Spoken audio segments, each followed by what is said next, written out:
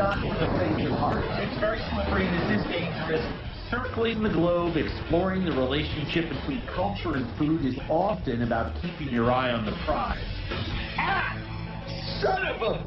I like to think of it as adventure learning. These things are biting, and they hurt. Or you squeeze the barf out. I learn new skills all the time. I found bananas. 17 holes, 1 fish. I'm Andrew Zimmern. Dr. Jones, we have been waiting for you. And this is Bizarre Foods.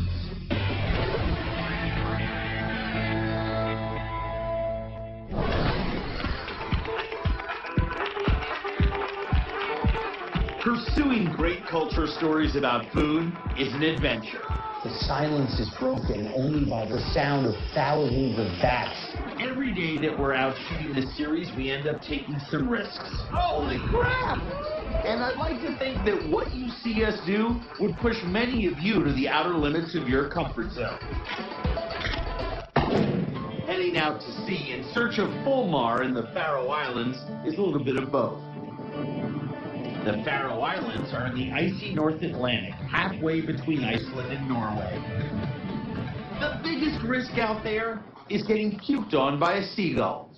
We're on the lookout for fulmar. They're a small species of seabird that make their home on the cliffs ringing the Faroe Islands. There's one. Oh yeah. Now we'll try to fly away.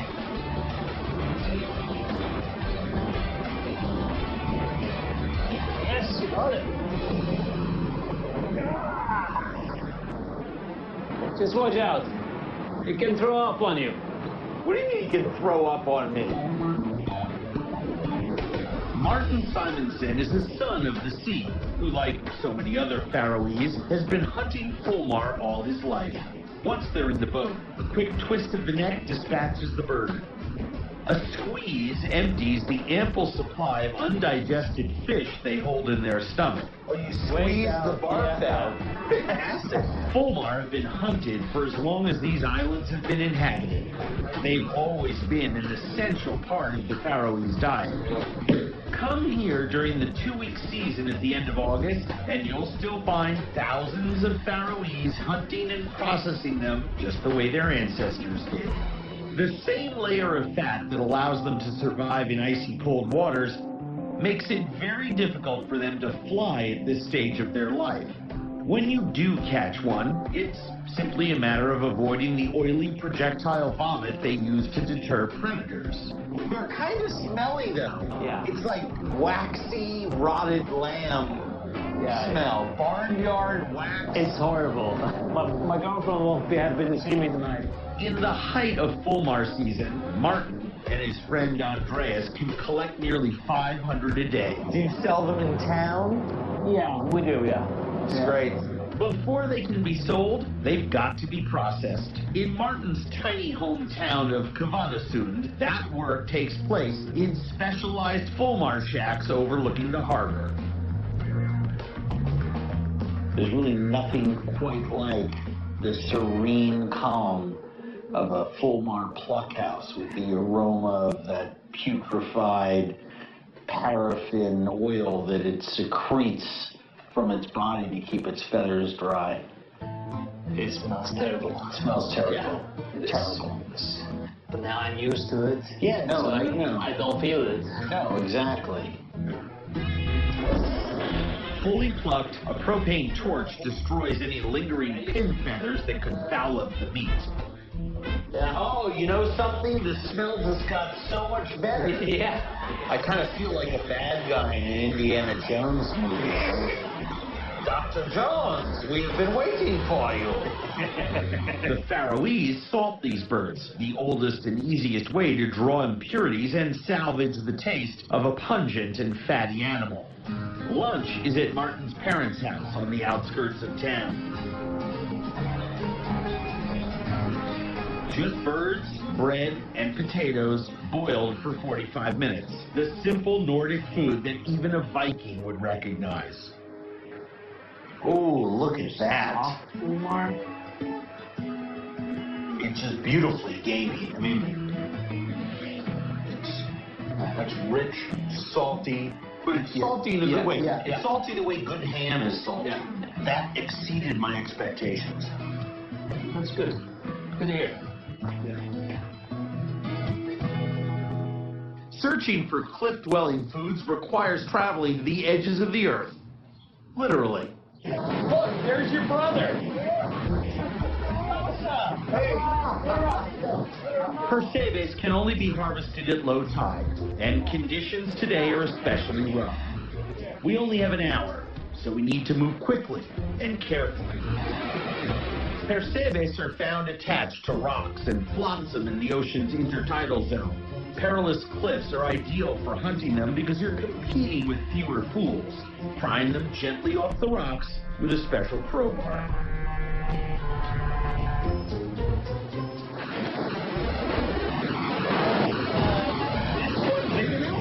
Today's conditions put us at risk of getting smashed into the rocks by rough waves.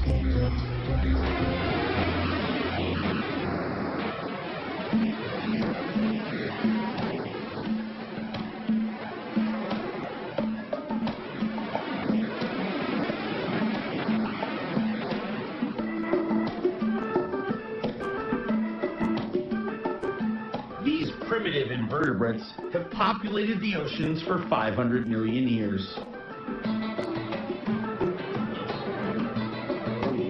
Oh yeah, that's a nice one. I just like to eat them. They're delicious. Raw cooked. Did I forget to tell you that prime percebes fetch up to $300 a pound? See, I like to pick up these kind of ones because they are really strong. And I should say, you should only come as a foraging for lunch with people who know what they're doing. We're all kidding aside. You've been doing this for my father was yeah. So I wouldn't be here if I wasn't with you. Don't just come to the rock and climb down by yourself, right? Yes. Percebes are tough to harvest. Getting back to safety is impossible.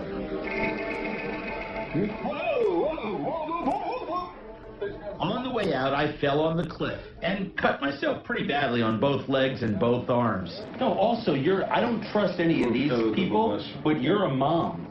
I trust you. Thankfully, Mena is competent in just about every situation, especially in a kitchen. You better start cooking because I'm going to eat everything that you've spent so much time chopping and cutting.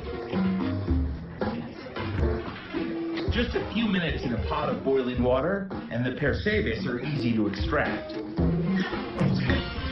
For those that are wondering what all the big deal is, once you get the percebes, you can just pull. So all of that is edible. Oh, is it muscle? Right? The meaty innards have a unique texture, a cross between an oyster's softness and a clam's toothiness with the sweet flavor of the briniest crab, one of the greatest foods on earth. Some food adventures turn out to be painful, where it's the little things that get you. Some you can see clearly.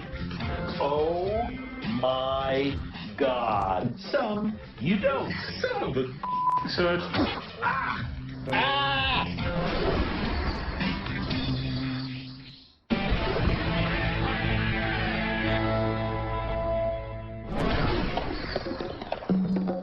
The smallest packages have the biggest surprises. And there are times when food bites back.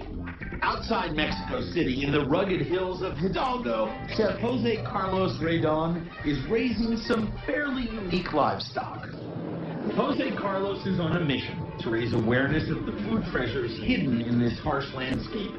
Maguey is a type of agave plant, a vital crop to this region, and it's home to Jose Carlos's most important cash crop. Underneath some of these maguey plants are nests of the black ants whose eggs are the escamole that's become culinary gold dust.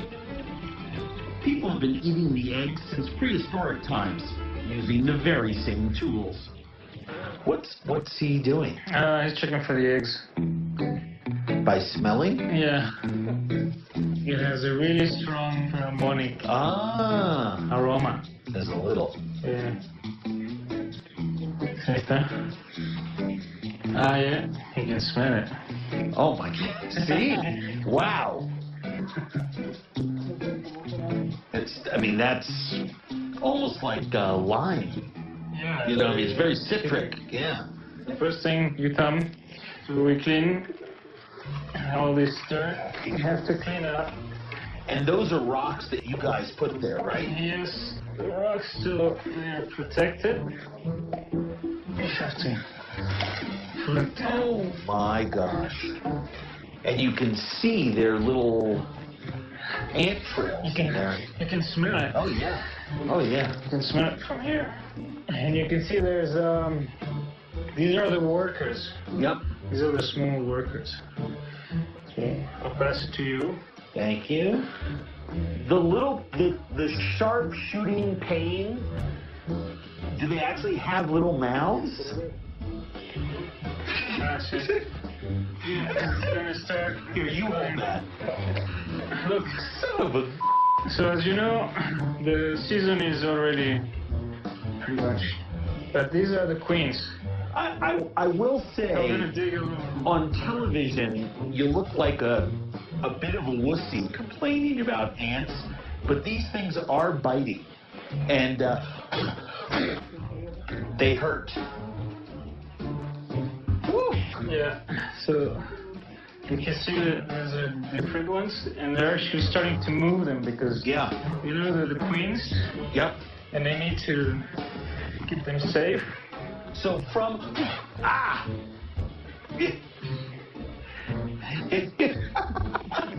This is usually the way it goes. Look at that, I know! And this is nothing. Sometimes you just... Right, they're all over you. Covered.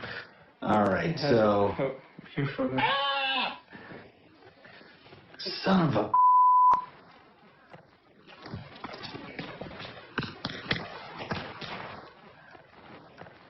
They taste of the smell of that stick. Yes, they do. I mean, almost indistinguishable from it. It's you know, milky white citric almonds. And they get much more nuttier and toastier when you cook them. But Yes. they're delicious in this state. It's recommended not to eat too much. Because of the toxin. The toxin, yes. Yeah. Escamole is surging in popularity. A high-quality batch like this can sell in a retail market for about $60 a pound. Back at his ranch, Jose Carlos fries the ant eggs with produce grown here in the same soil. There's already onions, mushrooms, and jalapeno sizzling in the pan, along with aloe vera blossom. Cheers, my friend.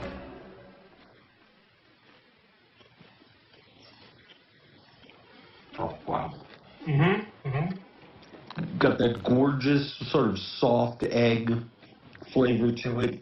The onions and the chilies sort of just belong in there with that scrambled egg flavor. And there's an herbal sort of floral quality, sweetness that the aloe vera flowers give. That's extraordinary. A little celery crunch. I mean, that's it.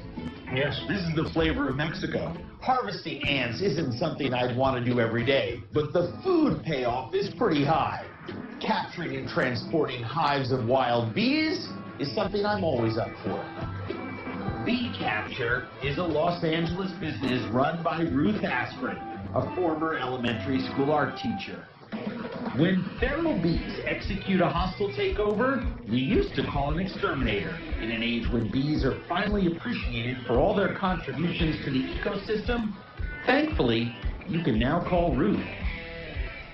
Ruth carefully removes unwanted bees and relocates them to honey-producing bee boxes at restaurants and private clients around Los Angeles. It's a summer honey. The blossoms that they made this from are stuff that blooms in the summer. It's very light, apricots and citrus. It's like mellow, right? Today, Ruth gets a call from a client who needs a hive extraction. It seems 30,000 feral bees have taken up residence in an old wooden desk left by the owner's front door. There's a sense of urgency about this that's We have to exciting. finish before dark because you can't work with bees in the dark.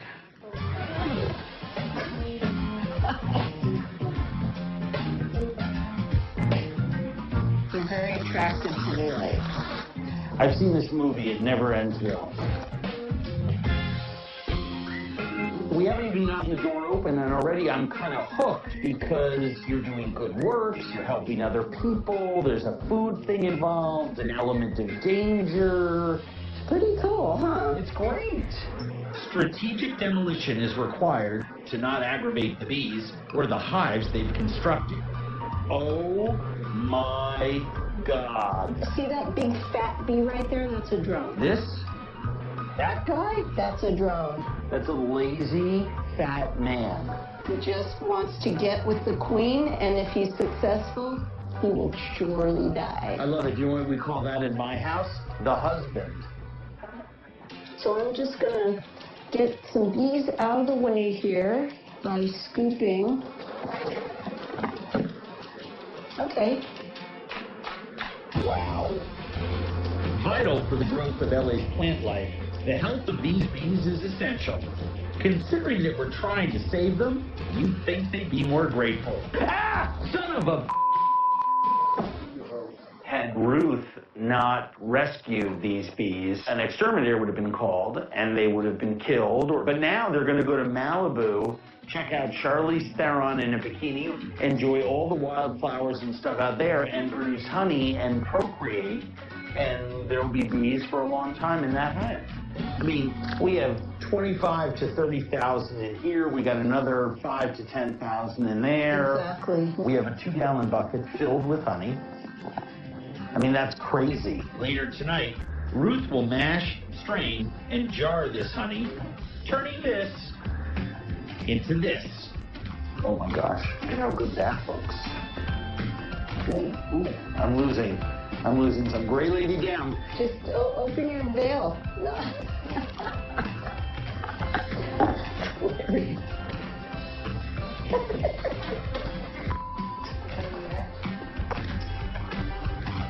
That was so totally worth it. When you go looking for bees and ants, you're braced for trouble. Sometimes you can get caught off guard doing what seems simple in lovely places that look harmless. Now I know why no film crews have ever come in here to shoot before. Because it's frickin' impossible.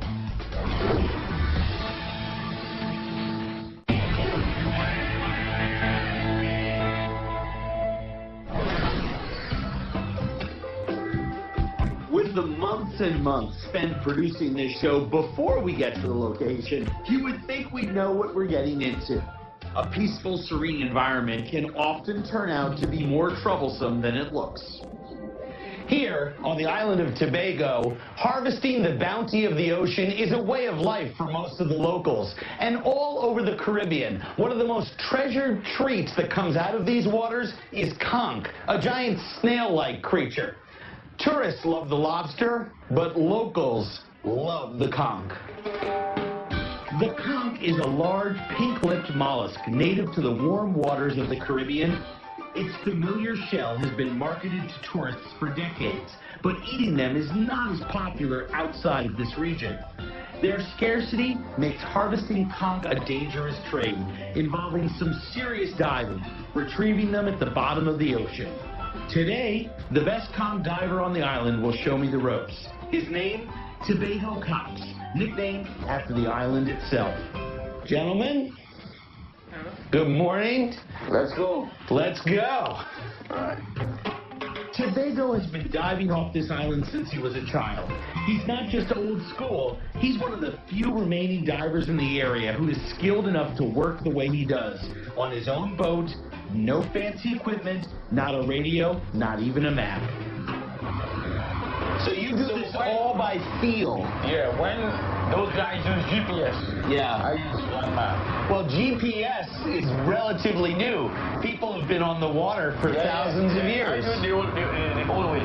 Yeah. I like that. Yeah. About 10 miles from shore, Tobago starts testing the waters for depth and current. If the waters are too deep, no conch. And if the current is too strong, no dive. I don't mind. So a quick peek overboard, and he's just going to MacGyver the boat around. And once we get the right depth, and he knows there are conch down there, over he goes. We found a spot where the conchs are congregating on the ocean floor. In shallower waters, Tobago free dives. But since this looks to be about 50 feet deep, he uses a tank and a buoy so we can find him when he's ready to come back up. Once underwater, Tobago works quickly to get as many conchs as he can, grabbing them with his spear and scooping them into the bags. No Man's Land is a remote beach accessible only by boat just off the southern coast of Tobago. It's the perfect place to unload and cook up a little shore lunch. What's the next step? Break them. Okay. Take all the meat from them. All right. Well, I can see here that safety glasses are strictly optional. Yes, sir. But essentially, if you break the crown of that shell, it releases the pressure, and you can actually chase that little guy out of there, it looks like with the knife. Conch can be cooked in a variety of ways, but it can also be eaten raw.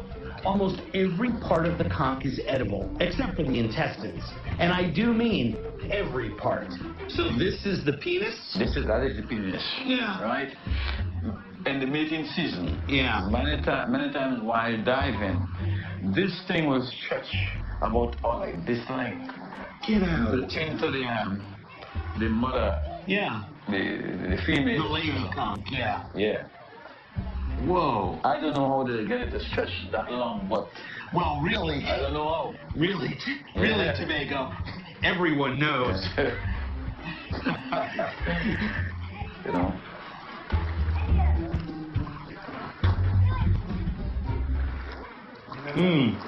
A little hard. Yeah. Conch is a muscle. Yeah.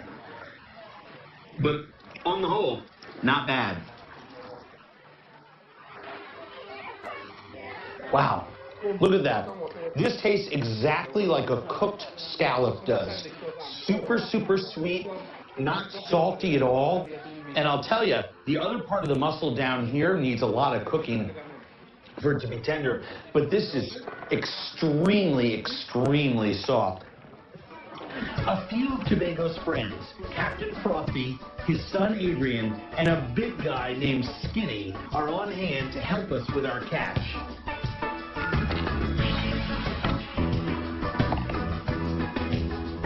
What do you got? What's this? This is the conch ceviche. Oh, beautiful. All right. All right. You ready, boys? Cheers. Very nice.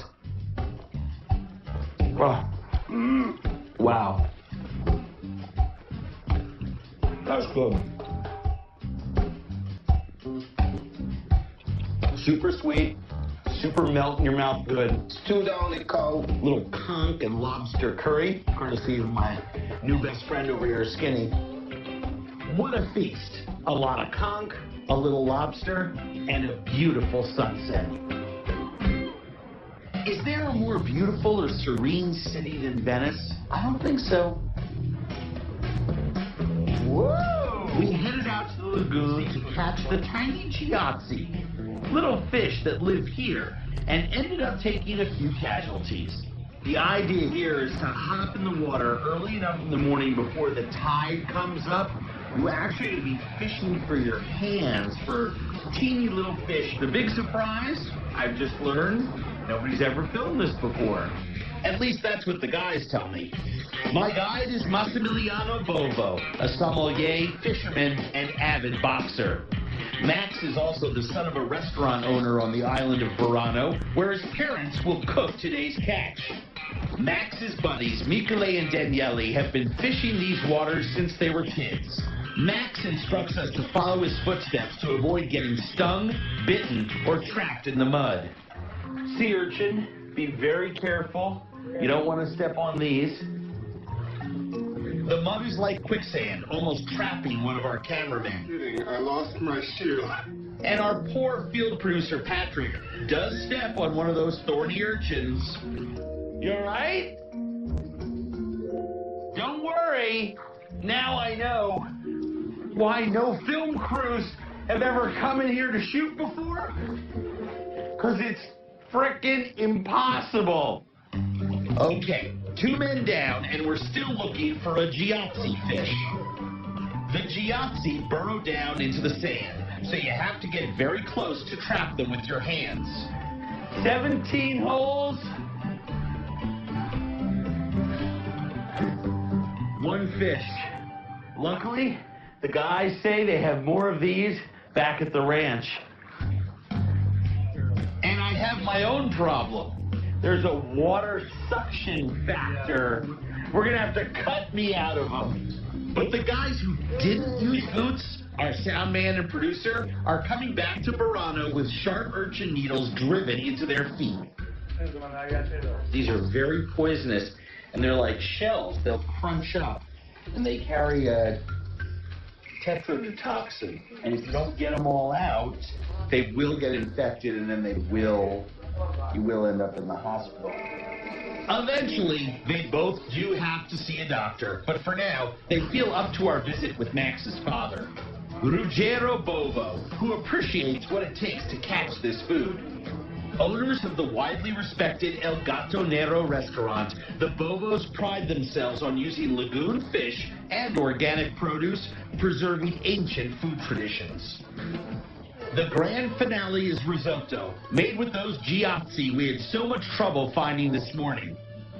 My fellow fishermen have had Ruggero's famous risotto before, but for me, it's a first. It's fantastic.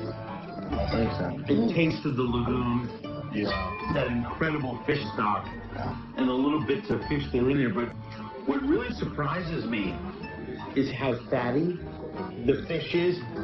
Your lips are almost sticking together with all of that collagen.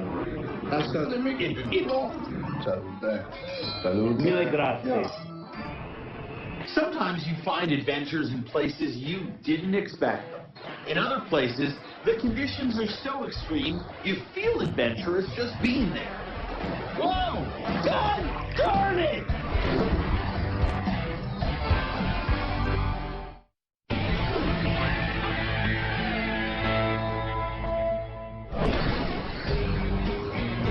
Going to extremes in search of our stories is a challenge. Sometimes a little risky, always rewarding, whether you're exploring old traditions or enjoying new ones. Beneath the dazzling display of northern lights, at the stroke of midnight on a near frozen stretch of river, one of Alaska's great traditions is playing out. I'm just trying to keep up. Oh yeah! Whoa! God darn it!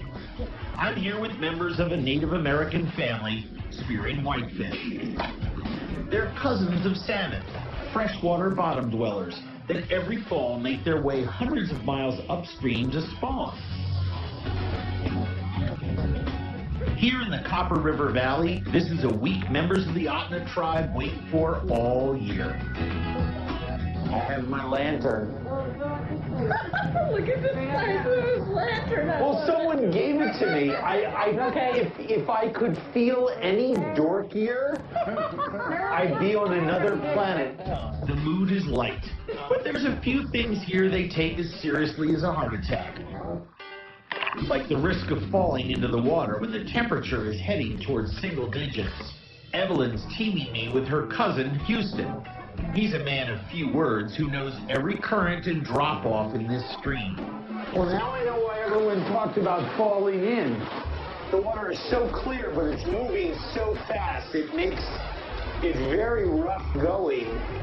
By day, whitefish hide in deeper waters. Nighttime, they rush into the shallows, searching for spawning companions.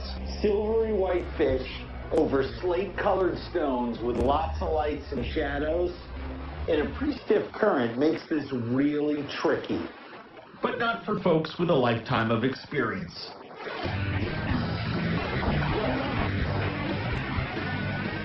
Nicely done. That's a big one. Yeah. Oh, that's fantastic. Nice shot. So far, all I've come up with is a bent spear. Rock. And then the floodgates open up. Number 2. There's one. 3. Wow. I got 7 or 8 now. Within an hour, we've got more than enough to head for home. A few hours later, we wake up to a beautiful sunny day and a beautiful cache of whitefish ready to be cleaned. The moment you cut into them, it's clear just how close these fish were to spawning. Oh, look at that. Gorgeous big egg row sacks. Most every part of these fish will be smoked, fed to the dogs, or frozen and set aside for the winter. This is a delicacy that can't wait. Whitefish eggs and stomachs, dredged in flour and fried in big gobs of rendered moose fat. They look beautiful. Yeah. It has all of the flavor of a cooked set of fish roe. I've got the texture of a chicken gizzard. The magic is the moose fat, and I'm not kidding. Experiencing ancient traditions is inspiring, but it's equally important to recognize that new traditions are being created all around us every day. Late at night, in the city of Pittsburgh, Joe Gordon, founder of the Three Rivers Catfishing Club, heads for his favorite fishing hole. This is the Allegheny River's North Shore, smack dab downtown, nestled right behind PNC Park where the Pirates play baseball. Joe's pal Tim is meeting us here. It's a surprise that these urban rivers are alive with anything edible, let alone teeming with tasty catfish. The river, because it's constantly moving, churning, it basically cleans itself up after a couple years as long as you're not keep dumping pollutants in it. So clean, in fact, that if we get lucky, we can eat our catch.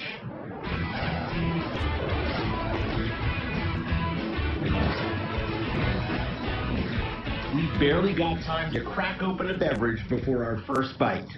Oh! All right, hold on. Yeah. Oh, that's huge. It's huge. It's big, right.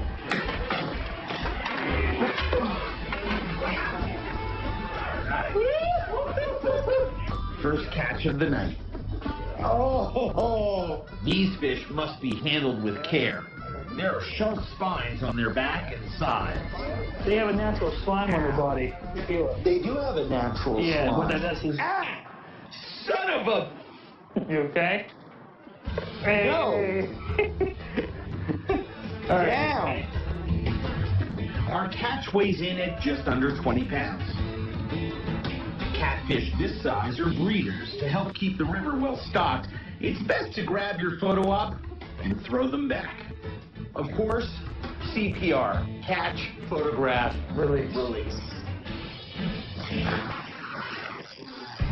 Meanwhile, Tim's got a fish on the line. That's a nice fish. We should keep that one and cook him up tomorrow. Yeah, that would be a good healthy eating size.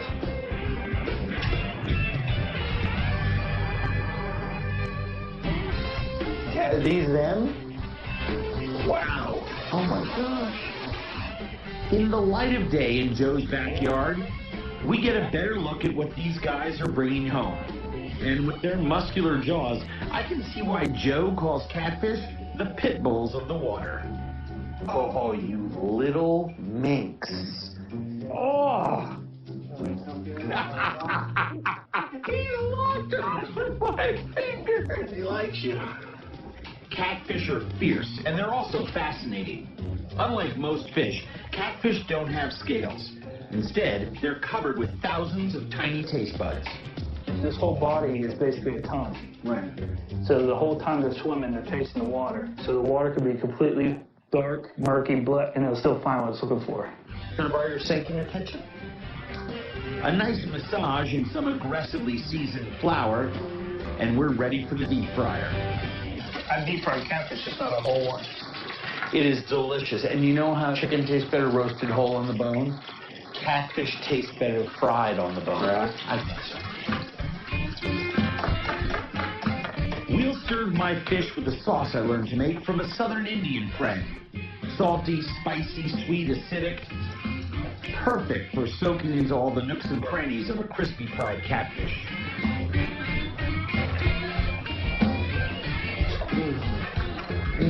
That fish has got a really clean flavor, pretty stringy texture, super moist.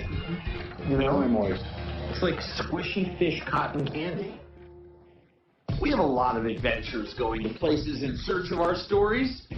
Only a few foods provide the dirty little thrill that you might be risking your life when you eat them. When it's food made by one of your old friends who happens to be one of the world's great chefs, the thrill is magnified 1,000-fold. I think one of the most amazing news stories to ever come out of the food world would be if you fed me something and I died.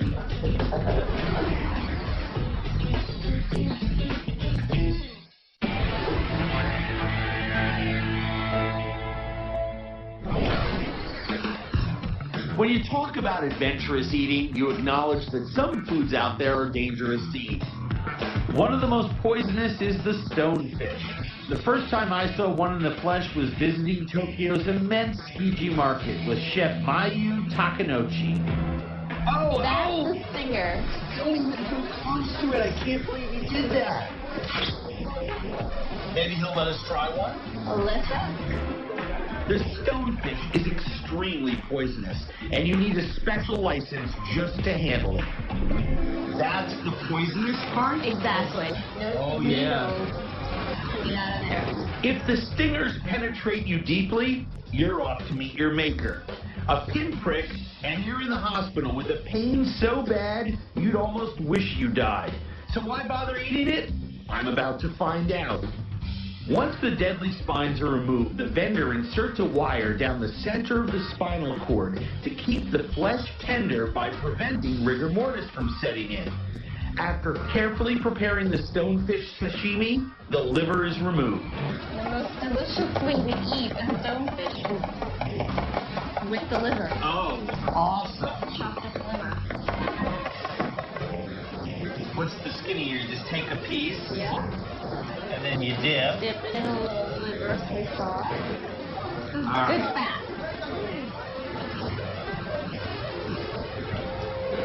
Wow. Yum. This reminds me of hirame, you know, the flounder. Mm-hmm. You know, it's got that same sort of texture. It's a little bit crunchy. And then you've got these fabulous little pieces of liver. He's right, it really is a great taste with the fish. Now, is this very expensive stuff? It actually is. So, that fish that we had was about 2 pounds. That'll cost you about $150. $80 a pound? That's not bad for something that could kill you. Thank you very, very much. Fantastic. The Japanese have a particular knack for cooking with foods that contain deadly poisons. You don't have to visit Japan for that kind of adventurous eating. One of the world's best chefs serves it up in Philadelphia. This is my pal, Masaharu Morimoto, native son of Hiroshima, Iron Chef superstar, and seafood savant. Morimoto's restaurant is one of the hottest tickets in town. Today, he's invited me in during the restaurant's off hours for a private tasting involving poisonous snake, poisonous eggs, and the sperm sac of a poisonous fish. I think one of the most amazing news stories to ever come out of the food world would be if you fed me something and I died. I mean, if you're gonna go, what better way to do it? In Mexico, they put a worm in the tequila bottle. In Okinawa, they put this in the sake, a habu viper. Twice cooked viper is our first course. Snap, and then pistache, deep fried rice, soy sauce tamari, sugar. Oh, chef. Fantastic. Yeah. That's fantastic. That is sweet and gingery. Actually perfect with the snake. To be clear, the venom sacs are removed before the snake goes into the sake, but I'm still not eating this head. So it's not that it's poisonous. It's not that the meat's not going to taste very good. See those little fangs? if some of those get caught in the back of your throat and this head gets caught up in your trachea on the way down, it's going to be a problem. Morimoto serves plenty of dishes that are not potentially poisonous, but he knows I've got a thing for fugu. Better known in English as blowfish, the meat on these things is wonderfully tasty. But a specially licensed chef has to remove the deadly poison laced throughout its body. Almost all of those chefs are in Japan, where blowfish has been a high-status delicacy for centuries.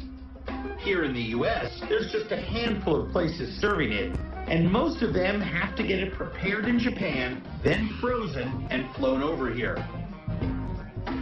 But here I am in Philly, getting served straight from a master's hand. And the master is serving me the most concentrated dose of poison in the entire fish. So this is the blowfish egg, raw, not actually cured. Year and a half to 2 years in salt. That's right, 2 years soaking in salt to make blowfish eggs safe to eat. So take the black poison. Yeah. Supposed to be raw. Supposed to be. Supposed to be. Yes. Fingers crossed. It smells salty and putrid in the best possible way.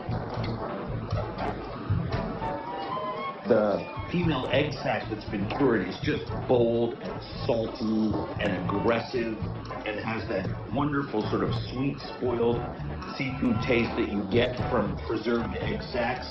This is more than just thrill eating. This is Japanese cuisine at its boldest and most exquisite extreme, served up in the heart of old Philadelphia. By the way, let me just say that it's 5 minutes since I've eaten the fugu preparation and I'm not dead yet, which is a really good sign, both for viewers and Morimoto's insurance company. Going out in search of good food and finding adventures along the way is something I expect these days. Look at this. When you go looking for the adventure, finding food can become the challenge. Termites all over the place. I'd have to eat a lot of these.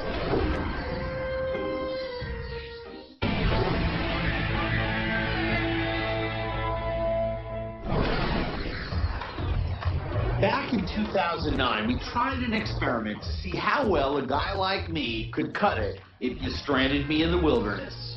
After a crash course in basic survival skills, I was dropped off on a deserted stretch of beach in Mexico with no food and almost no supplies and left there for 2 days. Right from the get-go, I was pretty stressed. I built a shelter, found water, and made a fire, 3 of the most critical 4 tasks. I knew I could live for 48 hours without food, but I wanted it very badly. What was I going to find to eat? Look at this. Termites all over the place. There's some ant in there. I'd have to eat a lot of these. Hoping to maybe find some big larvae in here. Maybe some big spiders or scorpions or something to eat. The survival experts all told me that this experience was about choices. Don't put a lot of time and energy into a food source that's never going to fill you up. And there's a couple little creepy crawlies in there, but I'd have to do a lot of picking. Too much picking through for too little stuff there. I wanted a big weevil or something, but no go. Moving inland, a banana tree looked like the answer to my troubles. Well, let's see if I can get this down.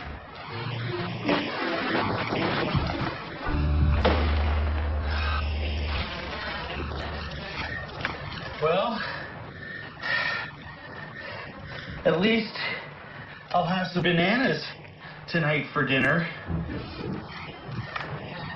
Let's see what kind.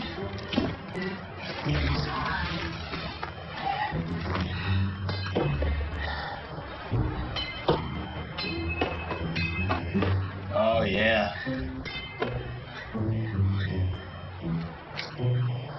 These are like plantains almost. Oh, man.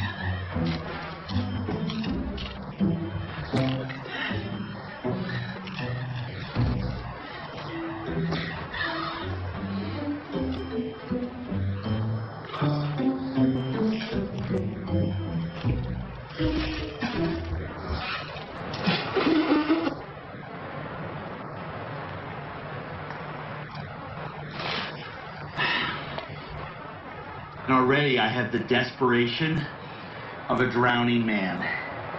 And I'm sitting here and I'm like, yeah, those bums, I found bananas.